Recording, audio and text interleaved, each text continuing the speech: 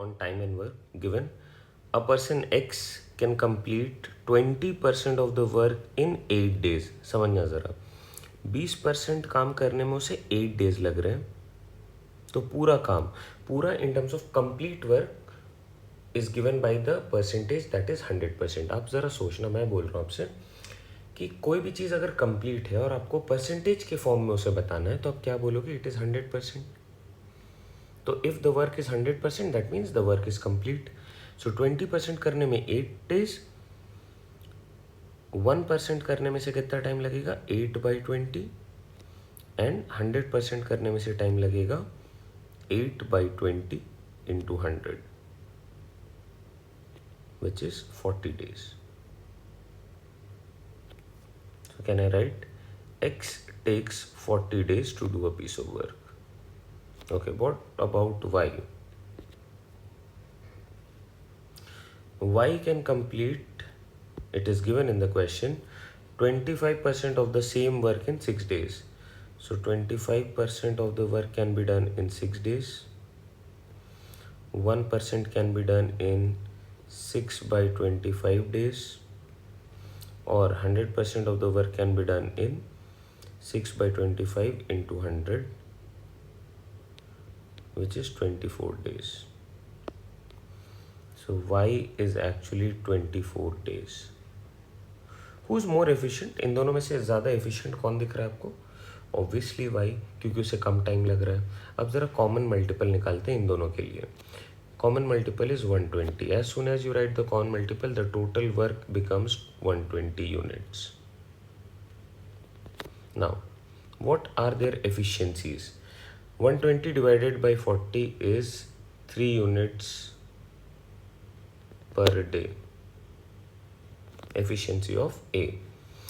120 divided by 24, 5 units per day. B ज़्यादा efficient है, क्योंकि देखो 5 यूनिट बना रहा है, उसी जगह पे ए 3 ही यूनिट बना पा रहा है एक दिन में. क्या बोला जा रहा है? आप अगर बताओ 100% ऑफ द वर्क अगर ये दोनों मिल के करें, that is X plus Y, both work together, तो 100% ऑफ द वर्क को कंप्लीट करने में कितना टाइम लगेगा? टोटल वर्क है 120 यूनिट्स, और ये लोग मिल के करते हैं 3 + 5 units in a day. So 120/8 which is 15 days. सो 15 दिन में ये लोग 100% ऑफ द वर्क कर सकते हैं. Can I use the unitary method here? That is 100% of the work by X plus Y is done in 15 days. तो 1% work को करने में X और Y को कम टाइम लगेगा. कम टाइम का मतलब है 15/100 days लगेंगे. और अगर इसी तरीके से मुझे करवाने कितने हैं? 40% of the work. So 40% of the work X and Y together can do it in 15/100 into 40 days. So this is actually, let's simplify this, 3, 2, 2, 6 days. Option A is our correct fit. I hope this helps. अब ज़रा देखो यार एक चीज़, आपको दिख गया यहाँ पे 15 दिन है. 40% छोड़ो, 50% करने में कितना टाइम लगेगा? 7.5 days. तो 40% और कम लगेगा ना, और 7.5 से सिर्फ एक ही ऑप्शन है जो नीचे है, दैट इज 6. तो आप इसे डायरेक्टली मार्क कर सकते हो. और एनीवे मैं यहाँ पे चीज़ों को स्टेप बाय स्टेप लिख रहा हूँ. मैंने तो यहाँ पे 1% का भी वैल्यू निकाली है, बट आइडियली आप समझ पा रहे हो.